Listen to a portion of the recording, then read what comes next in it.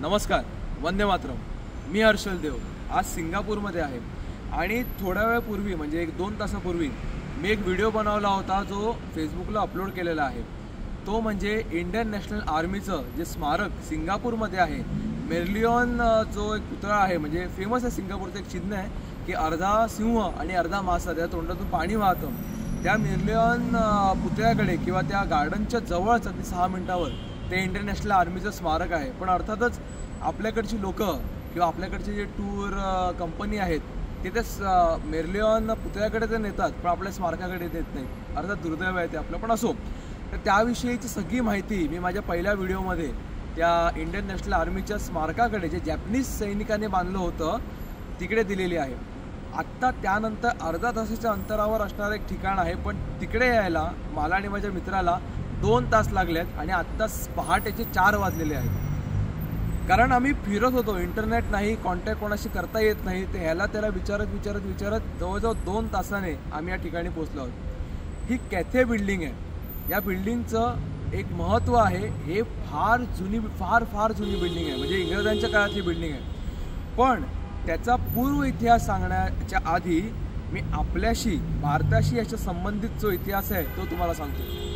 मलेशियामध्ये असो किंवा सिंगापूरमध्ये असो, मी तुम्हाला ज्या गोष्टी सांगितल्या याच्या आधीच्या व्हिडिओमध्ये, ते म्हणजे इंडियन नॅशनल आर्मी किंवा आझाद हिंद फौज याच्याविषयी, जी सुभाषचंद्र बोस यांनी त्याचं नेतृत्व केलं, त्याचं सेनापतित्व केलं आणि ज्याच्यामुळे भारताच्या स्वातंत्र्य लढ्यामध्ये एक विलक्षण बदल झाला आणि इंग्रजांना भारत सोडून जावं लागलं.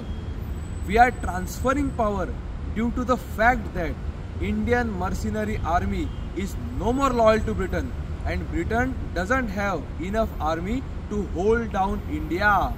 हे कोणा भारतीयाचं नाही, तर ब्रिटनच्या पंतप्रधानांचं, सर क्लेमेंट ॲटली यांचं भाषण आहे ब्रिटनच्या पार्लमेंटमध्ये. भारताला सांभाळण्यासाठी त्यांच्याकडे पुरेचं सैन्य नाही असे ते म्हणतात. जर आपल्याला रक्त सांडल्या विना किंवा युद्ध केल्या विना जर स्वातंत्र्य मिळालं असतं तर मग इंग्रजांना सैन्याची गरज का पडली असती. याचा अर्थ उघड आहे की आम्ही जे स्वातंत्र्य मिळवलं ते लढून सशस्त्र मिळवलं. आणि त्याचाच एक महत्त्वाचा भाग म्हणजे ही कॅथे बिल्डिंग आहे. हे इंडियन नॅशनल आर्मीचं एक महत्त्वाचं केंद्र होतं किंवा सिंगापूरमधलं हेडक्वार्टर्स होतं असंही म्हणायला काही हरकत नाही. याच ठिकाणावरून 21 ऑक्टोबर 1943ला नेताजी सुभाषचंद्र बोस यांनी आझाद हिंद गव्हर्नमेंटची घोषणा केली होती. इथूनच तो आझाद हिंद रेडिओ चालायचा, ज्यामधून सुभाषबाबूंनी अनेक घोषणा केल्या, अनेकांना आवाहन केलं आणि आपली जी मागणी आहे ती जगापुढे मांडली, ती भारतीयांपुढे मांडली. एवढं महत्त्वाचं तो आझाद हिंद रेडिओ ज्याला म्हणतात ते इथे घडलं. त्यानंतर जे सुभाषचंद्र बोस पूर्वी काँग्रेसमध्ये असताना ज्यांनी वंदे मातरमला विरोध नाही म्हणता येणार, पण ते कापण्याच्या ह्याच्यामध्ये किंवा वंदे मातरममधले काहीच भाग घ्यायचे असं ज्यांचं म्हणणं होतं, जे पूर्वी काँग्रेसमध्ये असल्यामुळे. पण काँग्रेसची नीती लक्षात आल्यानंतर त्यांनी काँग्रेसचा राजीनामा देऊन त्याचे बाहेर पडले आणि त्यांनी हे मोठं सैन्य उभं केलं. त्यानंतर तेच नेताजी सुभाषचंद्र बोस हे वंदे मातरमचे कट्टर अगदी खंदे समर्थक झाले.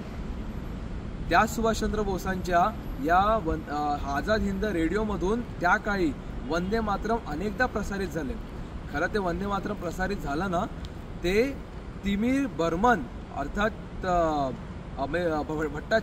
तिमीर भट्टाचार्य हे जे संगीतकार होते, त्यांनी मार्चिंगच्या चालीवर किंवा आपण संचलन जे म्हणतो, मार्चिंग सॉन्ग जे म्हणतो, त्याच्या चालीवर वंदे मातरम तयार केलं होतं.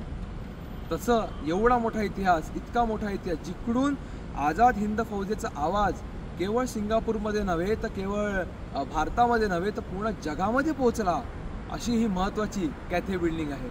याचा पुढचा इतिहास, याचा मागचा इतिहास तुम्हाला सांगतो. आपण एका विशेष ठिकाणावर जाऊया आणि तिथे संपूर्ण वंदे मातरम अर्थातच मी गाणार आहे. या चालता आपण त्या विषयावर बोलूया की हे जे स्मारक आहे, मी तुम्हाला एक स्मारक दाखवतो इथे. हे जे स्मारक आहे ते सिंगापूरच्या त्या इंडियन नॅशनल आर्मीचं जे स्मारक आहे त्यासारखंच त्या पद्धतीचंच हे स्मारक आहे. पण हे स्मारक इंडियन नॅशनल आर्मीचं नसून हे जॅपनीज आर्मीचं स्मारक आहे. याचं कारण असं, ही बिल्डिंग जी बांधली होती ना ती इंग्रजांनी बांधली होती. इंग्रजांच्या अधिपत्याखाली जेव्हा सिंगापूरचा हा भाग होता किंवा संपूर्ण सिंगापूर होतं, सिंगापूर असेल, मलेशिया असेल, तर त्या काळात ही बिल्डिंग इंग्रजांनी बांधली आणि हे त्यांचं मुख्य केंद्र होतं. जसं मी तुम्हाला आधी म्हटलं की आझाद हिंद फौजेचं हे केंद्र होतं, इथून आझाद हिंदची ब्रॉडकास्टिंग चालायची, तशीच ती सुरुवातीला इंग्रजांकडून चालायची. मी इकडे हे स्मारक आहे.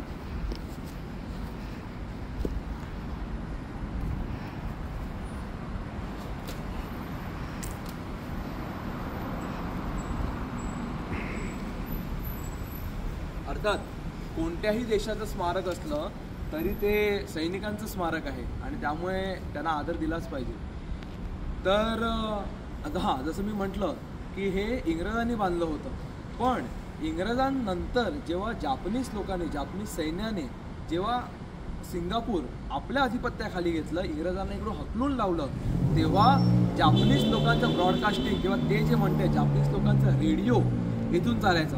त्याने BBC-वर म्हणजे ब्रिटिशांचं जे ब्रॉडकास्टिंग चॅनल होतं, ब्रॉडकास्टिंग न्यूज चॅनल होतं, त्याच्यावर बंदी घातली होती. तरीसुद्धा इथले काही ब्रिटिश समर्थक ते लपून ऐकायचे किंवा स्वतःच्या जीवाची पर्वा न करता ते रिस्क घेऊन ते BBC ऐकायचे. पण याच्यावर जी माहिती दिली आहे त्यानुसार अर्थातच मी तुम्हाला म्हटलं तसं ब्रिटिशांनी मलाया किंवा मलेशिया आणि सिंगापूर जेव्हा ताब्यात घेतलं तेव्हा ही बिल्डिंग बांधली.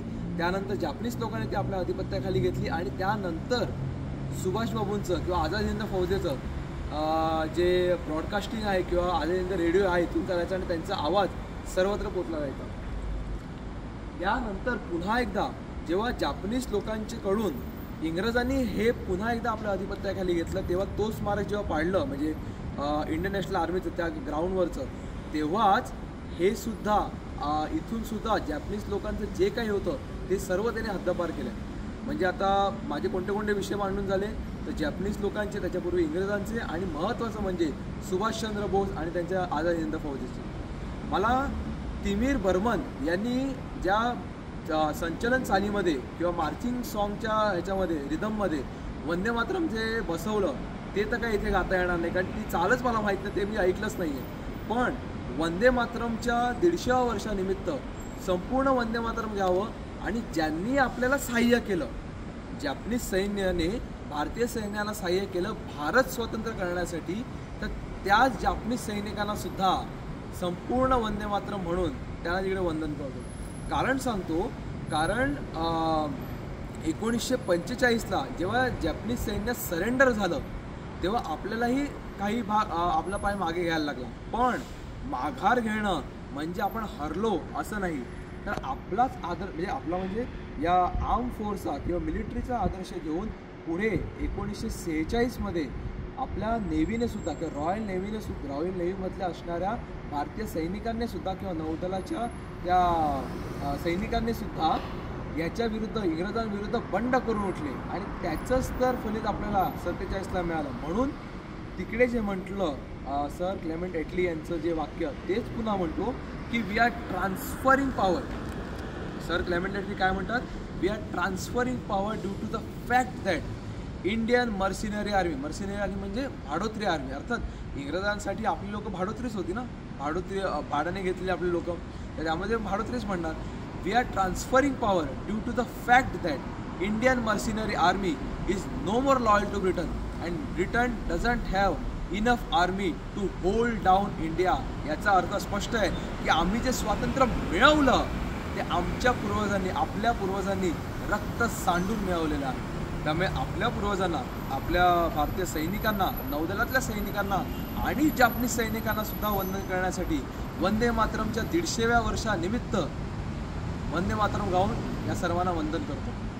वंदे मातरम, वंदे मातरम, सुजलाम सुफलाम मलयज शीतलाम सस्य श्यामलां मातरम वंदे मातरम शुभ्रजोत्स्नां पुलकितयामिनीं फुल्लकुसुमिता ध्रुमदलशोभिनीं सुहासिनीं सुमधुरभाषिणीं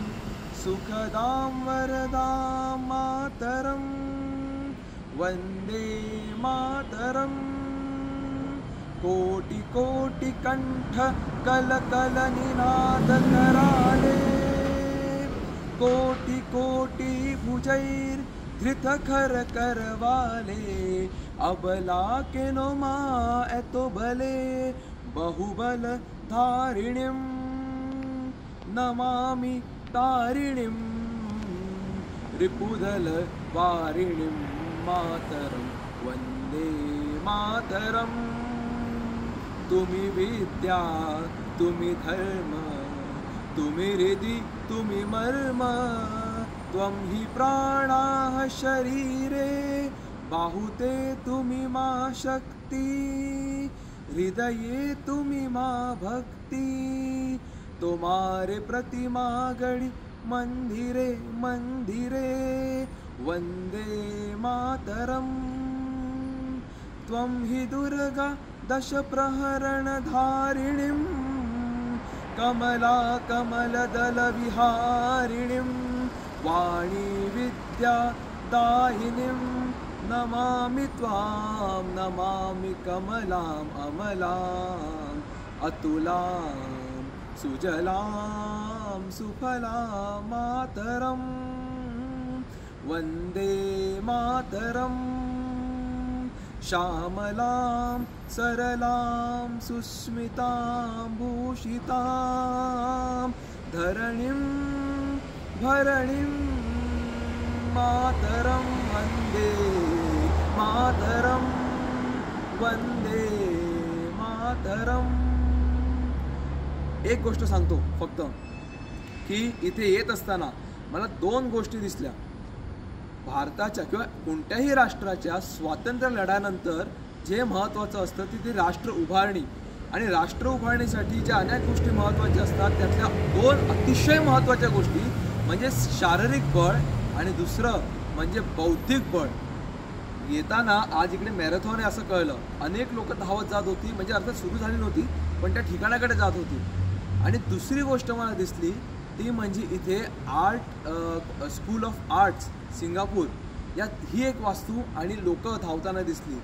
हे दोन एक प्रतीक आहे तो की शारीरिक बळ आणि मानसिक किंवा बौद्धिक बळाचं. इथे येत असताना सुभाषबाबूंच्या ठिकाणी येत असताना किंवा जॅपनीज या ठिकाणी येत असताना असं काही दिसणं म्हणजे मन अगदी पुलकित होऊन गेलं. एवढंच म्हणतो, भारताच्या उज्ज्वल भविष्यासाठी या सर्व सैनिकांकडे या सर्व क्रांतिकारकांना नमन करतो, त्यांना प्रार्थना करतो, यांनाही नमन करतो, यांच्यासमोर नतमस्तक होतो.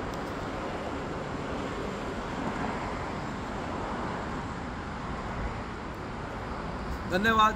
वंदे मातरम.